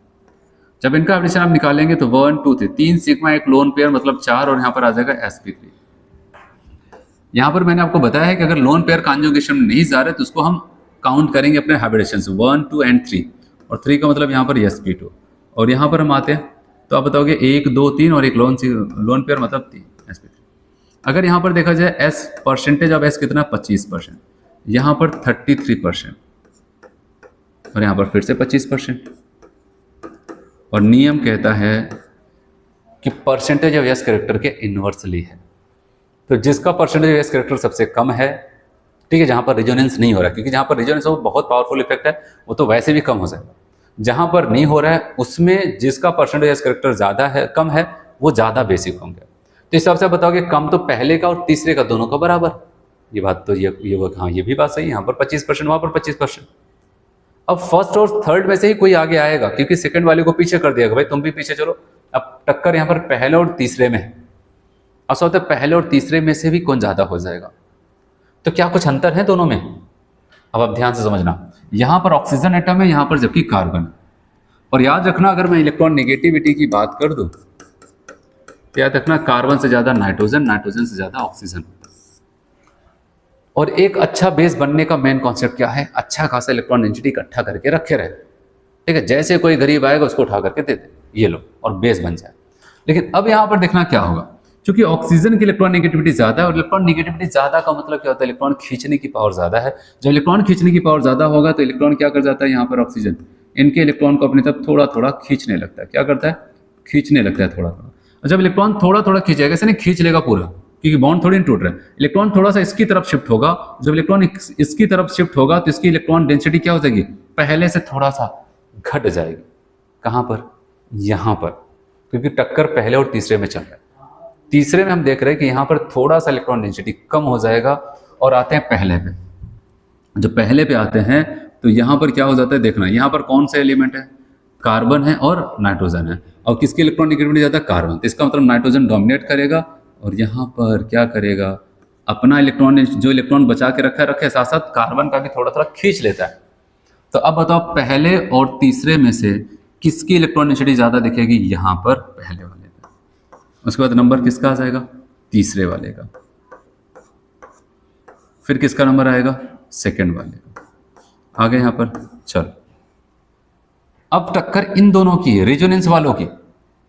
अब अगर रेजोनेंस की बात करते हैं तो यहाँ पर भी हो रहा है, और एक तो बात पता है कि रेजोनेंस होगा तो इलेक्ट्रॉन डेंसिटी घटेगी। लेकिन इस बात का ध्यान देना, जैसे मान लेते हैं इस नाइट्रोजन से कहा गया भाई तुम्हें इलेक्ट्रॉन पेयर डोनेट करना है क्या, अगर बेस बनना है, कह रहे हैं मुझे रेजोनेंस में जाना है। फिर से पूछा गया करना है क्या, जो एक दो बार पूछा गया था अच्छा चलो ठीक है कर देते। लेकिन अगर इनसे पूछा जाए करना है क्या, आप चाहे 50 बार बोलेंगे जल्दी नहीं करेंगे। क्यों? क्योंकि आपको बताइए ये भी एरोमेटिक कंपाउंड है और ये भी एरोमेटिक कंपाउंड है। नहीं पता तो इस चैप्टर के लास्ट में आपको पता चलेगा, ठीक है। ये एरोमेटिक कंपाउंड, ये भी एरोमेटिक कंपाउंड है। और ये अगर NH2 ग्रुप इस रिंग से ना जुड़ा होता ना, क्योंकि बेंजीन खुद एक एरोमेटिक कंपाउंड है, तब भी ये एरोमेटिक कंपाउंड होता। लेकिन यहाँ पर आपको बताइए लोन पेयर अगर ना होता तो ये एरोमेटिक कंपाउंड्स ना होते, क्योंकि टोटल इलेक्ट्रॉन केवल 4 होते हैं। तो यहाँ पर इस लोन पेयर जो इलेक्ट्रॉन है नाइट्रोजन के ऊपर, उसका एक बहुत बड़ा योगदान है इनको एक एरोमेटिक कंपाउंड्स बना करके रखना। ऑर्गेनिक कंपाउंड का भी एक सपना होता है कि हम एरोमेटिक बन जाए। तो ये तो एरोमेटिक है, लेकिन अगर ये कल को किसी इलेक्ट्रॉन डिफिशिएंट को इलेक्ट्रॉन देने के चक्कर में फंस गया तो इसकी पूरी एरोमेटिसिटी खत्म, ठीक है। तो इसी चक्कर में जल्दी इलेक्ट्रॉन को नहीं देता है। और इनकी बात आती है तो ये पहले से ही मस्त है, ठीक है, इनका परिवार पहले से अच्छा खासा है, ठीक है। अगर ये दे भी देते हैं तो कुछ फर्क नहीं पड़ेगा इनकी एरोमेटिसिटी पे, इनकी एरोमेटिसिटी खत्म हो जाएगी। एरोमेटिक तब भी रहेंगे, लेकिन अगर ये लोन पेयर दे दिए तो इनकी एरोमेटिसिटी खत्म। तो क्यों इतना बड़ा रिस्क लेंगे बताओ? इसलिए जल्दी इलेक्ट्रॉन को डोनेट नहीं करते और ये कर देता है। तो बताओ कि फोर्थ, फिर उसके बाद आ जाएगा फिफ्थ, फिर उसके बाद फोर्थ। आज समझ में इन दोनों में क्या था? ये एरोमेटिसिटी इसी की वजह से जिंदा है, और हर कोई का सपना है एरोमेटिक बन जाए। अब एरोमेटिक बनने के बाद अपने आप को कोई डिस्टर्ब नहीं करना चाहता कि फिर से अनस्टेबल हो जाए, तो इसलिए आप बताओगे ये सबसे पीछे गया, ये पहले आ गया। तो ये था यहाँ पर ऑर्डर। उम्मीद करते हैं आपको समझ में आया होगा, क्योंकि यहाँ पर इस कॉन्सेप्ट से हम काफ़ी चीज़ें क्लियर हो जाती हैं। परसेंटेज यस करेक्टर भी लगाया गया, इलेक्ट्रॉन नेगेटिविटी भी लगाई गई, और उसके बाद यहाँ पर आप देख रहे हैं रेजोनेंस का इफेक्ट भी देखा गया यहाँ पर। चलो बात करते हैं यहाँ पर बेसिक स्ट्रेंथ ऑफ अमीन। जब बेसिक स्ट्रेंथ की बात है तो इसको यहाँ पर देखते हैं। इसको एक बार फिर से मैं आपको दिखाऊंगा जब मैं हम लोग अमीन वाला चैप्टर्स पढ़ेंगे, ठीक है। वहां पर इसके बारे में बहुत अच्छे से लिखते हैं एनसीईआरटी में। कहता है बेसिक स्ट्रेंथ ऑफ अमीन्स। कह रहे अमीन्स और alkyl derivative of ammonia. Amines हमारे क्या हो जाते हैं? अमोनिया के ही डेरिवेटिव्स होते हैं। जैसे अगर मैं आपको यहाँ पर बताऊं, देखना होता क्या है कि ये रहा अमोनिया, नाइट्रोजन 3 हाइड्रोजन। अगर इसका एक एच हटाया जाए और वहां पर एक आर ग्रुप जोड़ दिया जाए तो आप कहेंगे ये तो RnH2 बन जाएगा, जिसको हम कहते हैं भाई ये प्राइमरी अमीन हो जाता है, ठीक है, प्राइमरी अमीन। फिर क्या बोला गया? एक काम करो, इसके पास अभी 2 H, एक H और हटाओ, एक R ग्रुप और लगाओ इसके यहाँ पर। हमने कहा ठीक है, तो यहाँ पर एक एक्स्ट्रा H आ गया, RnHR, क्योंकि अब 2 H थे, अब एक H बचेगा लोन पेयर। अब बताओगे यहाँ पर इसको कहिए तो सेकेंडरी अमीन हो जाता है, हो गया यहाँ पर। फिर कहा गया काम करते जो एक और बचा हो ना, इसको भी हटाओ, हटा करके एक और R ग्रुप लगाओ यहाँ पर, तो क्या हो जाएगा? टर्शरी अमीन हो जाता है। वो तो क्या आ जाता है हमारा टर्शरी अमीन। ये क्या हो जाता है? टर्शरी अमीन हो जाता है। और अब इसी पे केस आता है कि वहां पर वैसे भी हमें पता है कि मैं आपको बताऊं, ये R ग्रुप का मतलब एल्काइल ग्रुप, और एल्काइल ग्रुप क्या हो जाता है? प्लस आई होते हैं। यहाँ पर 2 प्लस आई ग्रुप लगा हुआ है, ठीक है, और यहाँ पर 3 प्लस आई ग्रुप लगे हुए हैं,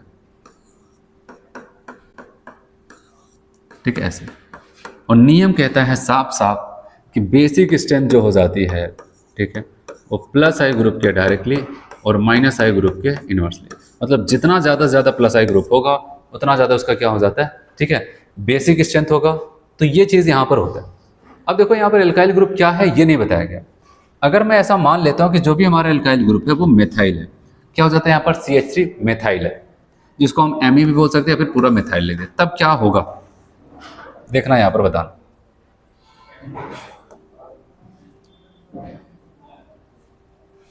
कह रहे हैं कि फर्स्ट केस इफ R बराबर CH3 मेथाइल, यहां पर ये, तो according to I inductive effects की बात करते हैं। तो याद रखना यहां पर अमोनिया, ये NH3 लिखा गया, फिर यहां पर मैंने कहा R के यहां पर क्या लिख दिया? मेथाइल।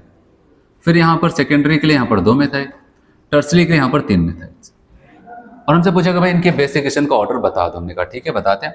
हम कहेंगे अगर इस एरो के हिसाब से हम आगे बढ़ें, हाँ, तो कहोगे number of plus I group increase कर रहे हैं। ये तो बात सब साफ साफ दिख रहा है, क्योंकि मेथाइल ग्रुप क्या है? प्लस आई है। आप देख रहे हैं यहाँ पर वही 3 प्लस आई लगे हुए। अब बताओगे बेसिक स्ट्रेंथ क्या कर रहे हैं? इंक्रीज कर रहे हैं। जैसे जैसे प्लस आई ग्रुप बढ़ रहे हैं बेसिक स्ट्रेंथ बढ़ता चला जाएगा। ये हमारा कॉन्सेप्ट, हमने इस कॉन्सेप्ट के हिसाब से यहाँ पर लगा दिया ऑर्डर। कहा देखो भाई अमोनिया सबसे कम होगा, फिर प्राइमरी वाला, इसको प्राइमरी कहेंगे ना, ये फिर क्या हो जाएगा? सेकेंडरी, और ये हमारा टर्शरी। हमने कहा फिर सेकेंडरी फिर टर्शरी। हमने ये ऑर्डर लगाया, फिर बाद में तुरंत के तुरंत किसको काट दिया गया, कहा गया ये इनकरेक्ट ऑर्डर है। फिर वो बताओ, अभी तो यही समझ के आ रहे थे हम, जितना ज्यादा से ज्यादा प्लस आई ग्रुप लगेगा उतना ज्यादा होगा, तो इस हिसाब से ये टर्शरी सबसे ज्यादा होना चाहिए। कहा गया नहीं, ये गलत है। एक कॉन्सेप्ट आपको समझाने की कोशिश किया जा रहा है। कह रहे हैं कि होता क्या है? होता कुछ ऐसे है कि जो हमारे पास टर्शरी अमीन है, ऐसे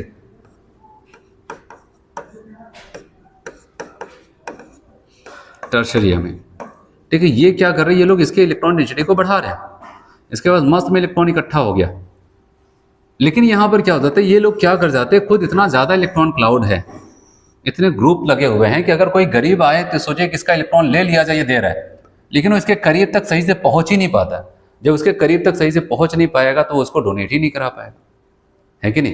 तो यही तो चीजें हो जाती है यहाँ पर। तो बताओ कि जब इसके करीब तक नहीं आएगा, इसको डोनेट नहीं करा पाएगा, जब डोनेट नहीं करा पाएगा तो काहे कच्चे पैसे। अगर कोई चाहता है कि पैसे डोनेट किया जाए, लेकिन वहां पर क्या हो जाता है कि उसके पास कोई गरीब पैसा मांगने आ ही नहीं पा रहा है, ठीक है, क्योंकि उसके जो भी आदमी वहां पर हैं, ठीक है, उसके पास तक जाने नहीं दे रहे, तो इसका मतलब उसको थोड़ी नहीं कहेंगे अच्छा खासा डोनर व्यक्ति है, ठीक है। तो अब हम वहां पर यही कहेंगे ऐसे सेम ये चाहता है इलेक्ट्रॉन डोनेट कर दे, लेकिन इसके बगल बगल जो एल्काइल ग्रुप बैठे हैं वो इसको डोनेट नहीं करने दे रहे हैं, क्योंकि जो गरीब जब तक इसके पास आएगा तभी दे सकता है। और यहाँ पर स्टेरिक हिंड्रेंस लगाते हैं, रुकावट लगाते हैं, जिससे कि इसका इलेक्ट्रॉन आसानी से डोनेट नहीं हो पाता है। इसीलिए बताया गया कि अब यहाँ पर एक कॉन्सेप्ट निकल के आता है, according to steric hindrance basic strength steric hindrance के क्या हो जाता है इनवर्सली, अगर कहीं पर रुकावट ज्यादा बढ़ती चली जाएगी बेसिक स्ट्रेंथ घटता है। तो हमने कहा ठीक है, तो हम ऑर्डर लगा देते हैं, अमोनियम सबसे कम रुकावट, उसके बाद प्राइमरी में, फिर सेकेंडरी में, फिर सबसे ज्यादा रुकावट टर्शियरी थे, इसको पीछे कर दिया। और जैसे ये कहा ये भी गलत है। अब बताओ, इंडक्टिव इफेक्ट का कॉन्सेप्ट लगाया वो भी गलत निकला, फिर स्टेरिक हिंड्रेंस का लगा, कह रहे ये भी गलत है। तो अब सवाल आता है सही क्या होगा, तो कहा गया देखो अगर प्योर इंडक्टिव इफेक्ट लगाओगे तब भी गलत हो जाओगे, प्योरली अगर स्टेरिक हिंड्रेंस लगाओगे तब भी गलत हो जाओगे। एक काम करो, दोनों को मिला करके लगाओ, और जब हम दोनों को मिला करके लगाते हैं तब जा करके ऑर्डर जो बनता है वो ध्यान देना आपको यहां पर।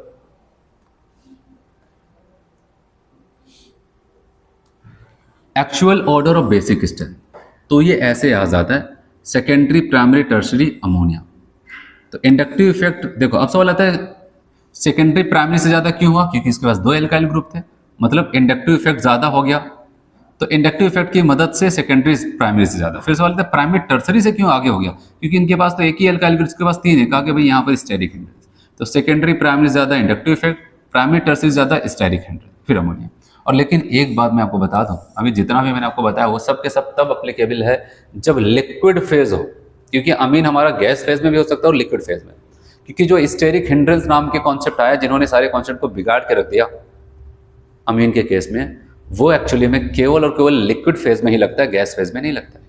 इसीलिए जो मैंने आपको यहाँ पर बताया आप इसे याद भी कर सकते हैं, क्योंकि आपसे दो ही केस पूछिएगा मेथाइल और इथाइल का। तो यहाँ पर सेकेंडरी प्राइमरी टर्शियरी अमोनिया, इसको कह सकते हैं 213 अमोनिया, एल्काइल ग्रुप अगर मेथाइल है तो 213 अमोनिया। लेकिन याद रहे ये जो है कॉन्सेप्ट कहाँ पर, लिक्विड फेज में ही केवल अप्लीकेबल होगा, ठीक है। लेकिन अगर गैस बोल दे तो कह रहे कोई दिक्कत नहीं, बेसिक क्वेश्चन अगर गैस फेज बोलेगा तब आपको कोई दिक्कत नहीं, जो आपने इंडक्टिव इफेक्ट लगाया था बस उसी से टर्सरी सेकेंडरी प्राइमरी अमोनिया, लेकिन याद रहिए गैस फेज में ही केवल होगा। अच्छा, कभी बाई चांस क्वेश्चन आ जाए मिथाइल के साथ प्राइमरी सेकेंडरी टर्सरी अमोनिया है वहां पर, और वहां पर पता है क्या करें, हमें लिक्विड और गैस फेज कुछ नहीं बोला क्वेश्चन में, अब क्या करोगे बताओ। गैस फेज मान के चलेंगे तो ये लगाएंगे, लिक्विड फेज मान के चलेंगे। अगर क्वेश्चन में कुछ भी मेंशन नहीं है, ठीक है, उनकी फिजिकल स्टेट, तो हमेशा हम लिक्विड ही मान के चलते। इसलिए मैंने पहले आपको ये बताया। फिर आपको याद रखना है कि अगर वहां पर गैस जब बोलेगा तब हमें इसको टिक करना है।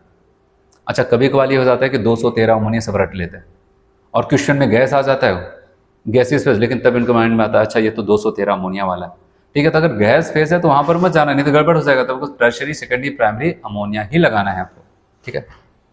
कहता है gas phase order of basic strength is determined by IE। Gas phase में है तो केवल इंडक्टिव इफेक्ट जितना ज्यादा जहां पर होगा वहां पर लगा, क्योंकि वहां पर स्टेरिक हिंड्रेंस नाम की कोई चीज नहीं होती है। तो अब आपको यहां पर आउट कहता है क्या, केस सेकेंड, कह रहे कि भाई अगर मान लेते हैं एल्काइल ग्रुप हमारा मेथाइल ना होकर के इथाइल हो जाए, तो जिसको हम ET शॉर्ट में या फिर इथाइल लिखते हैं, कहाँ याद रखना, तब बेसिक स्ट्रेंथ का लिक्विड फेज वाला ऑर्डर आ जाएगा 231 अमोनिया, मतलब सेकेंडरी टर्सरी प्राइमरी अमोनिया। जब छोटा ग्रुप तो 213 कोड बना, और जब बड़ा 231, ठीक है, वहां पर 213 231 to secondary tertiary primary ammonia ये आ जाता है, ठीक है। तो अब अगर हम बात करते हैं यहां पर, तो भाई अगर कह दिया नहीं मुझे वो काम करो गैस फेज में बताओ, तो गैस फेज में अगर हम बताएंगे तो वहां पर क्या लगेगा, तो अब बताओ कोई दिक्कत नहीं, टर्सरी सेकेंडरी प्राइमरी अमोनिया। तो गैस फेज में कोई दिक्कत नहीं होगी, लेकिन लिक्विड फेज में मेथाइल के केस में सेकेंडरी प्राइमरी टर्सरी अमोनिया, यहाँ पर सेकेंडरी टर्सरी प्राइमरी अमोनिया, ठीक है। 213 231 बड़ा ग्रुप आया, थोड़ा सा बड़ी वैल्यू आ रही ना, वो छोटा था तो छोटी वैल्यू आई थी। तो चलो यहाँ पर हम देखते हैं, गैस फेज में कोई दिक्कत नहीं है, तो आपको यहां पर कहता है in gas phase steric hindrance is not applicable, so order comes in gas phase is. तो गैस फेज में कैसा ऑर्डर आएगा यहां पर, अब बताओगे टर्शरी सेकेंडरी प्राइमरी अमोनिया। तो ये सारी चीजें यहां पर हो जाती हैं, ठीक है। तो आज के लेक्चर पे हम लोग इतना करते हैं, और नेक्स्ट लेक्चर पे हम लोग क्या करने वाले हैं यहाँ पर, ठीक है। और जो दूसरा इफेक्ट होगा उसको देखेंगे, क्योंकि पहला इफेक्ट इंडक्टिव इफेक्ट हो चुका है, उससे जुड़े हुए जितने कॉन्सेप्ट थे, कार्बोकेटाइन, कार्बोनाइन, एसिडिक बेसिक स्ट्रेंथ, सारी चीजें हो चुकी हैं। अब हम लोग अगले टर्न पे यहाँ पर देखेंगे हाइपर कॉन्जुगेशन का इफेक्ट। ठीक है, इतना करते हैं। Thank you.